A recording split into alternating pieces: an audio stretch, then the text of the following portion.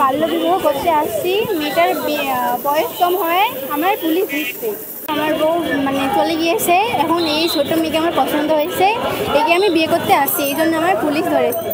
Border এরিয়ায় অনেক বাড়ি হয়েছে, শান্তিটা বাড়ি, তারা কি ব্যবসা করে এটি আমাদের দৃষ্টিতে নিয়ে আসা উচিত। আমরা সামাজিকভাবে ওই মানুষগুলি এখন সমাজের সর্বোচ্চ অবস্থানে আছে।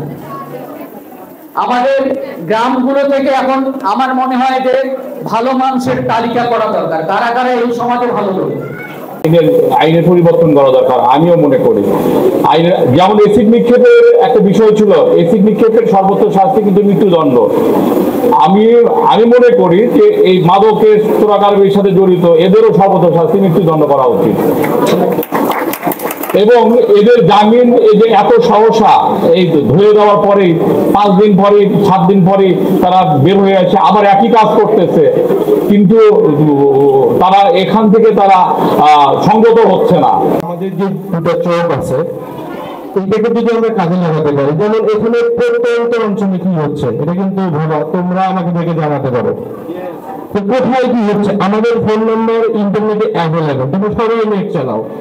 তো সিসিটিভি বা এই যে মাদক যে এই ধরনের প্রোগ্রামের চাইতে একটা মেসেজ সবচেয়ে গুরুত্বপূর্ণ বলে মনে করি যে তোমরা আমাদেরকে তথ্য দাও যে ভাইয়া ওখানে এই ধরনের একটা ঘটনা ঘটতেছে। অভিভাবক বৃন্দদের অনুরোধ করবো যে আসলে আমরা দেখেছি আমাদের সময় যখন আমরা বড় হয়েছি, আমাদের বাবা মারা প্রতিনিয়ত আমাদের খোঁজ খবর নিয়েছিলেন। সন্ধ্যার পর আমরা কোথাও কিন্তু ওইভাবে বের হতে পারিনি। সন্ধ্যা হলে আমাদের বাসায় উপস্থিত হতে লাগতো, না হলে সেদিন রাতে ভাত বন্ধ। সেই জায়গা থেকে কিন্তু আমরা অনেকটা বিচ্যুত হয়ে গেছি।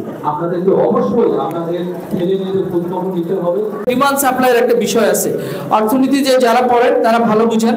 আমরা যদি এইটার প্রতি আকর্ষণ কমিয়ে ফেলি, দেখেন টেলিভিশনে এক সময় দেখতে দেখতে আমার মনে হয় টেলিভিশন, আমি লাস্ট কবে সর্বশেষ টেলিভিশনের সামনে বসেছি জানি না, এখন আমরা মোবাইলে ইউটিউবেই সব কিছু দেখে ফেলতেছি।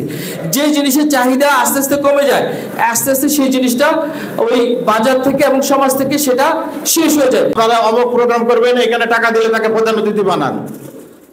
কেন বানান? কেন বানান আপনারা?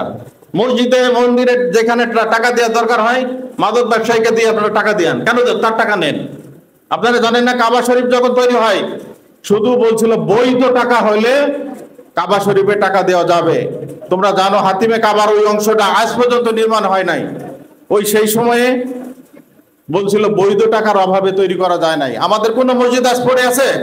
কোন মন্দির পড়ে আছে? 9 জন মেম্বার যদি ভালো হয়, তার সাথে চেয়ারম্যান যদি ভালো হয়, তারা যদি একটা ঐক্য করে যে আমার ইউনিয়নে একটা বিন্দু পরিমাণে আবার আসতে পারবে না, তাহলে ওইখানে ওসির দরকার নাই, ওখানে পুলিশ সুপারের দরকার নাই, ওখানে জেলা প্রশাসক দরকার নাই। সমস্যাটা কোথায় আমি বুঝাইতে পারছি? একদম সমস্যা ওই জায়গাটায়। কারণ যিনি মেম্বার তার স্বাস্থ্য ভাই ওখান দিয়ে মোটরসাইকেল করে মাদক নিয়ে যায়, উনি কিছুই বলেন না, বলে আমি বলতে গেলে তো আমাকে পিটাবে। একদিন পিটান খান না। Where's the problem you have? You need to understand this is your society, you will clean up it.